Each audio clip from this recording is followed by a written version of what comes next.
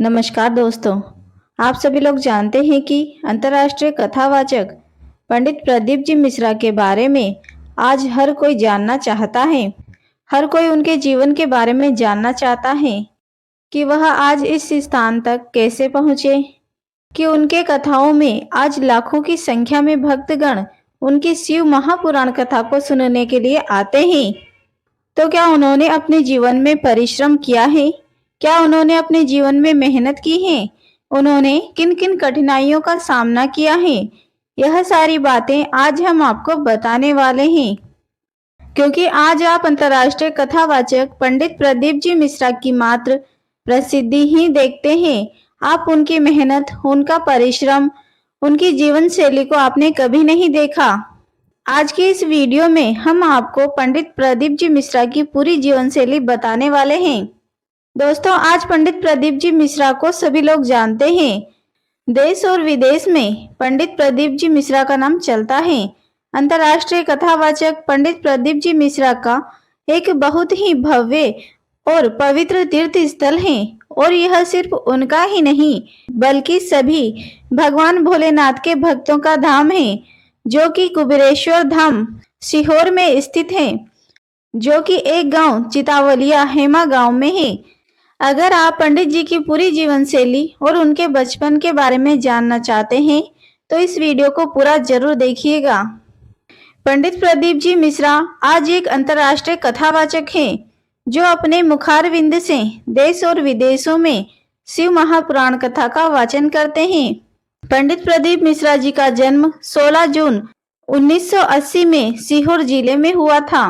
पंडित प्रदीप मिश्रा जी अपनी शिव महापुराण कथा, अपने भव्य भजन और अपने शिव महापुराण कथा के उपायों के लिए बहुत ज्यादा प्रसिद्ध हैं।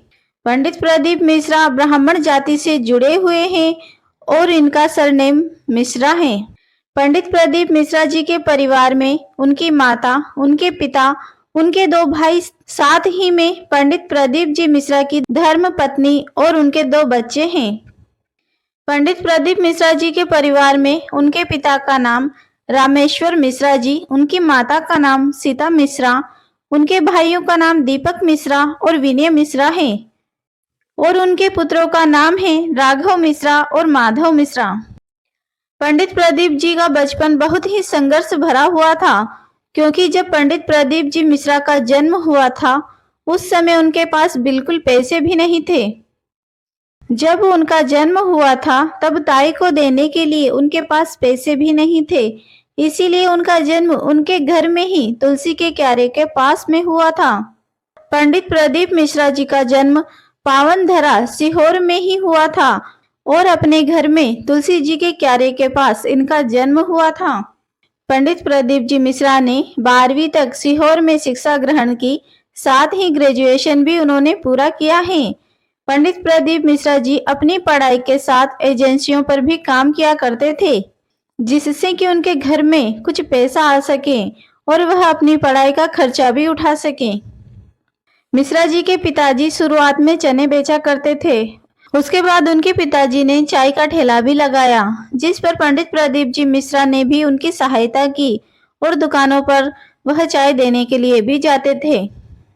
मिश्रा जी सीहोर में पहले शिव मंदिर में झाड़ू पोछा किया करते थे और भगवान शिव जी की पूजा आराधना करते थे।